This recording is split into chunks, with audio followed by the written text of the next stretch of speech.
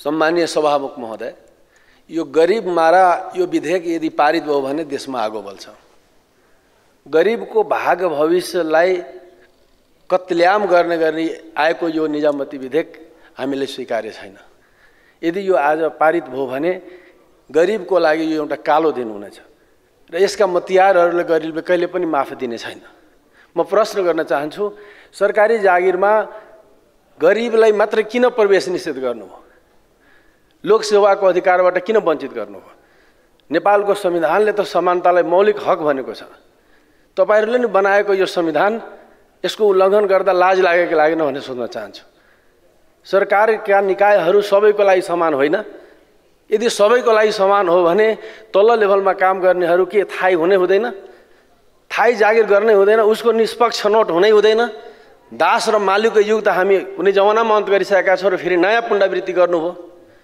ठुला बडाहरूले थाहै हुनुपर्ने 60 वर्षसम्म ग्यारेन्टी जीवन बाँच्नुपर्ने, तर तल्लो लेभलमा काम गर्नेहरू 6-6 महिनामा तपाईको आशीर्वादमा बाँच्नुपर्ने, निगाहमा बाँच्नुपर्ने, दासताको जीवन बाँच्नुपर्ने, हसुवा हथौडीको झन्डा लिएर आफूलाई कम्युनिस्ट भनेर लाज लाग्दैन?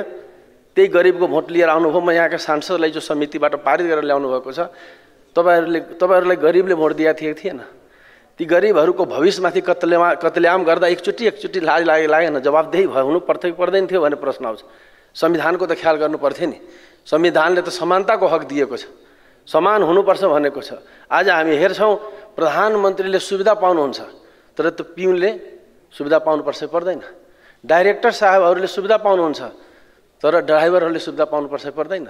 सचिवजीहरूले के न के पाउनुहुन्छ, पेन्सन पाउनुहुन्छ, सुविधा पाउनुहुन्छ, तर त्यही ठाउँका अरूहरूले स्विपरहरूले पाउनुपर्छ पर्दैन भनेर हेर्दा अनर्थ भएको छ। म फेरि भन्छु, यो विधेयक करेक्सन गरियोस्, यो विधेयक फिर्ता लियोस्। यदि यसरी पारित हो भने गरिब जनताले स्वीकार्य छैन, प्रभु शाहलाई स्वीकार्य छैन, आम जनतालाई अत्याचार हुने, सामाजिक न्यायको पनि बरखिलाफ हो।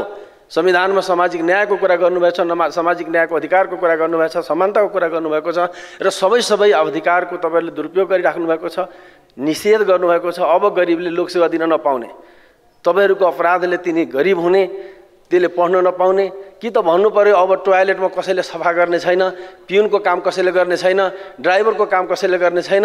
यदि गर्ने छ भने त्यसको जीवन होइन?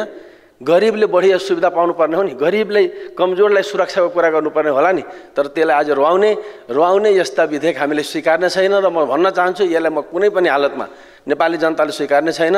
यस्तो अपराधिक कामको साक्षी किनारा म बन्न सक्दिनँ, संसदहरूले पनि नबन्नुहोस् भनेर म आग्रह गर्न चाहन्छु।